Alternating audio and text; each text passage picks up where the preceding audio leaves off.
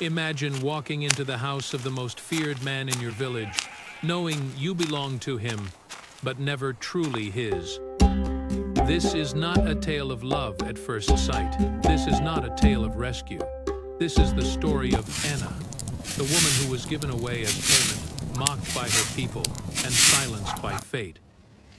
Yet somehow she rose to become the voice, the dignity, and the heart of an entire village. Stay with me, because her journey will shatter your idea of weakness and show you how even silence can bloom into power. The story of Anna did not begin on the day she was given away. It began long before, in a village where the soil was dry and debts grew deeper than the roots of corn. Anna was the eldest daughter of a farmer whose fields had once yielded golden harvests, but years of drought had turned the earth to dust. The sun showed no mercy, the rains refused to come, and each season left the granaries emptier than before.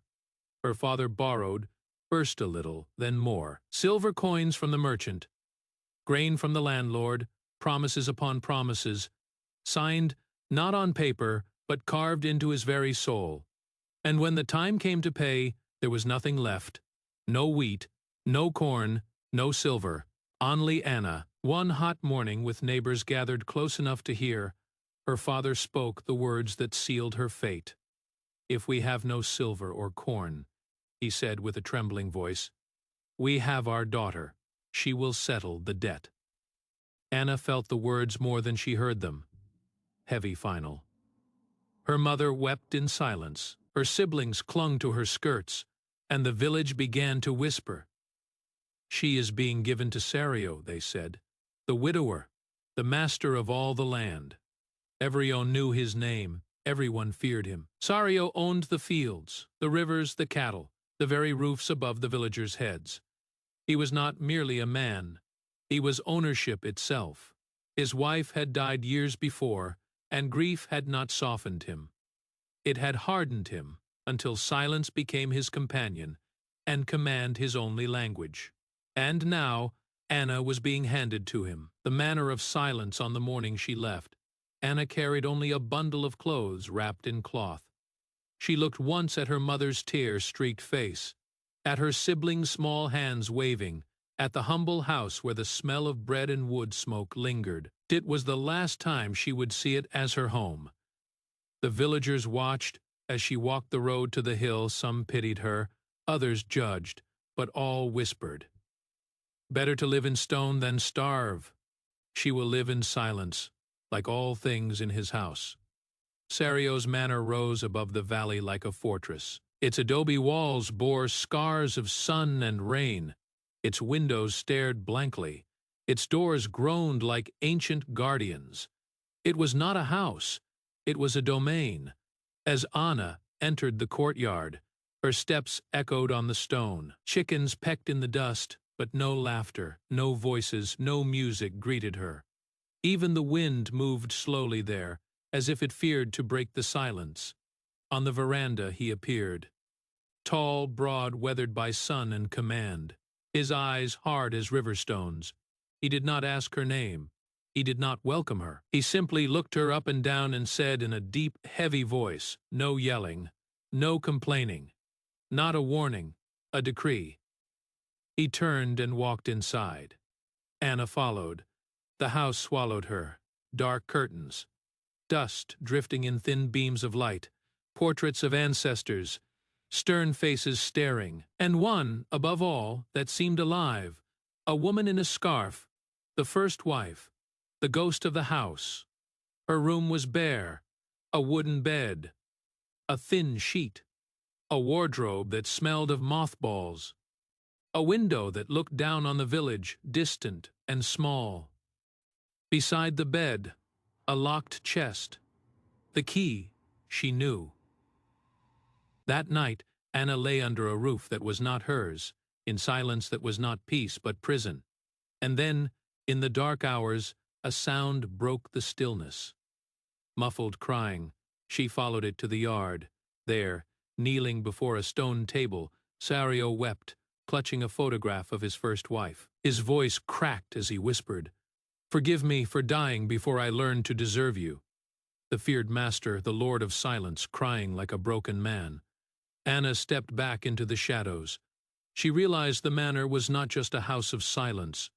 It was a house of wounds. The master and the silence life in the manor soon revealed its rhythms. Anna swept the courtyard stones, her broom scratching like whispers. She lit the hearth, coaxing flame from embers. She filled water jars and scrubbed dust from windows that barely remembered light. Sario's days were measured in exact patterns. His boots leaving the house at dawn, his return at the slant of afternoon, his meals eaten in silence, his ledger filled with lines of land and cattle. And at night, often he returned to the altar, speaking to a photograph that never answered. Anna lived in this silence, learning its rules. To move stools only when needed, to oil hinges at noon, when the sun helped the iron soften, to water herbs at dusk, when the earth listened better.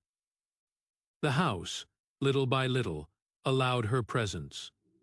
Hinges groaned less, shutters opened easier. The dust seemed to fall slower in her wake. Even the dogs, once suspicious, began to sleep. One evening, when a storm tore a shutter loose, Anna pressed it into place with her shoulder until Sario arrived. He tested the hook, then said softly, "Thank you." Another time he spoke of his first wife. She used to hum when she swept, so Anna hummed, quietly at first, then stronger. The sound filled the hall, not as rebellion, but as remembrance. And he nodded once, a nod small as a seed, but seeds, when watered, remember how to grow.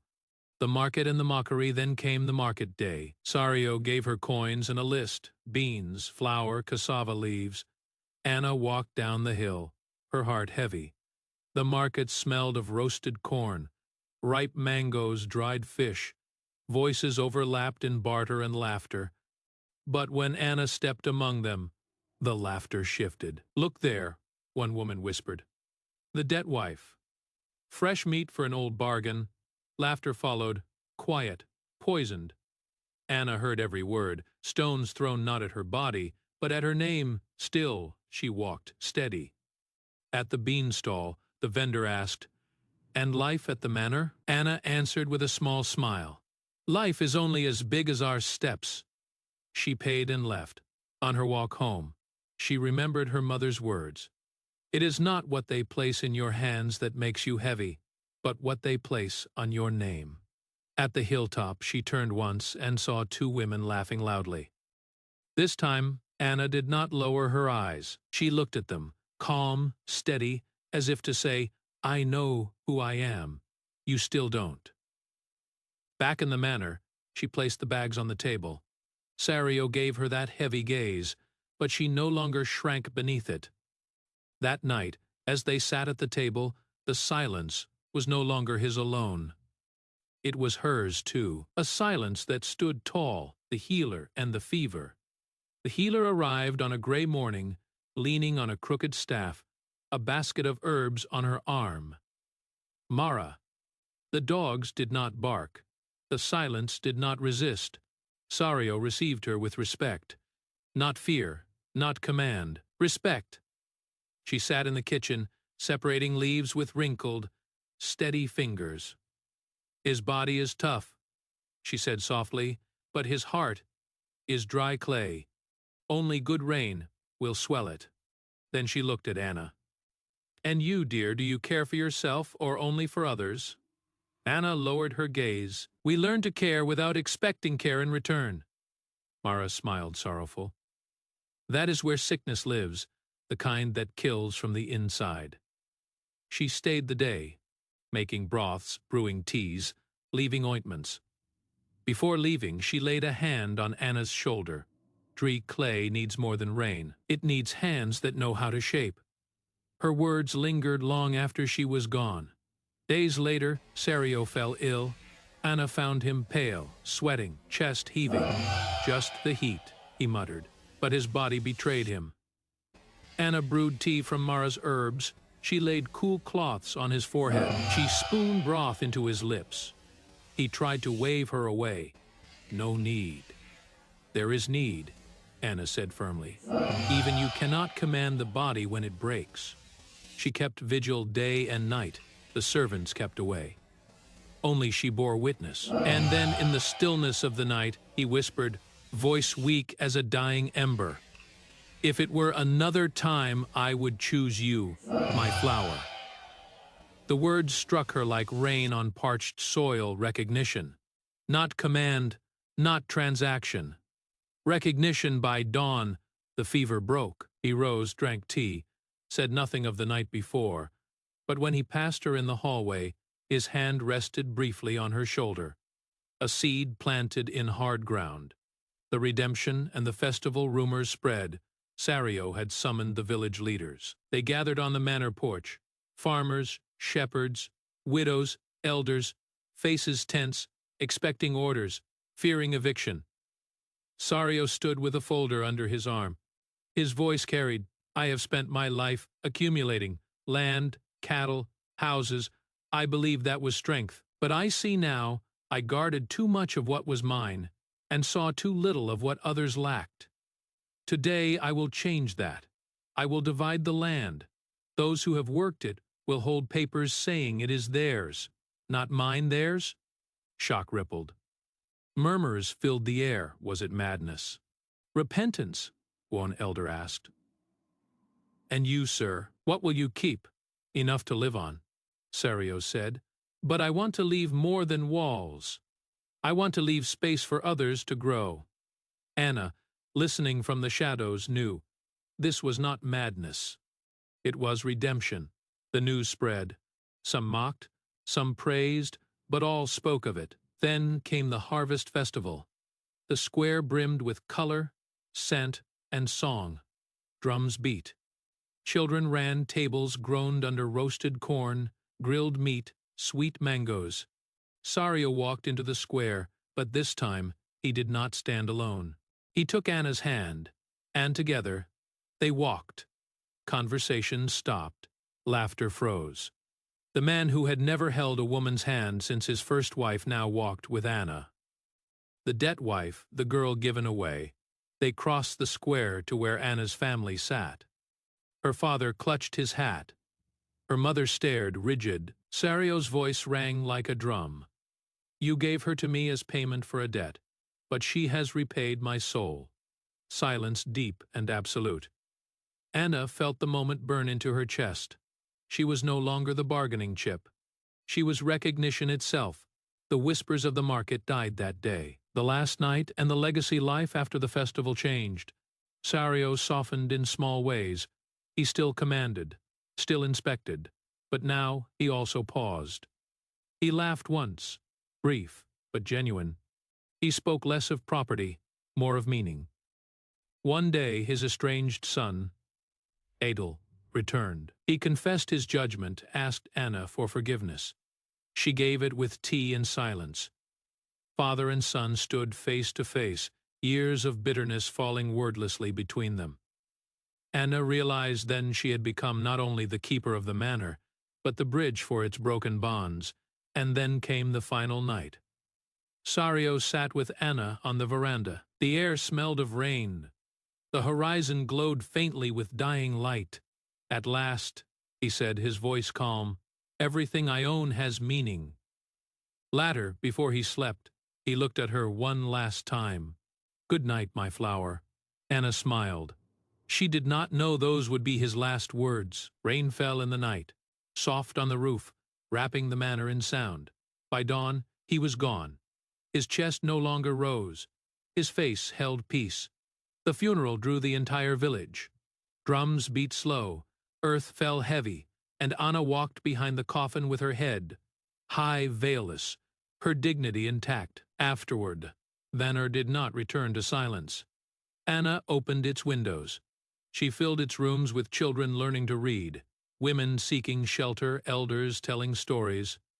The gates stood open each morning. The dogs dozed in the sun. The house that once swallowed lives in silence, now breathed with laughter and hope. The market changed too. The women who once mocked her now sought her counsel. The men spoke her name with respect. No one called her the debt wife anymore. She was mother of the village, not because she bore children, but because she carried dignity for them all. One day, walking through the market, Anna noticed the hush that followed her steps. Not silence of scorn, not silence of fear, silence of respect. She sat on a bench, remembering. The day she was given away, the whispers, the fever, the festival, the last night. She realized her true inheritance was not land, not walls, not wealth. It was freedom. The freedom to carry her name without weight others placed upon it. And so she rose, adjusted her scarf, and walked back to the manor. Her silence was no longer prison. It was crown. Her story no longer one of debt. It was legacy, because destiny, even when delayed, never fails the just. If Anna's story touched your heart, tell us where you're watching from in the comments. Don't forget to like this video, share it with someone who needs hope today, and subscribe to the channel. Because stories like this remind us that even in silence, hope can grow.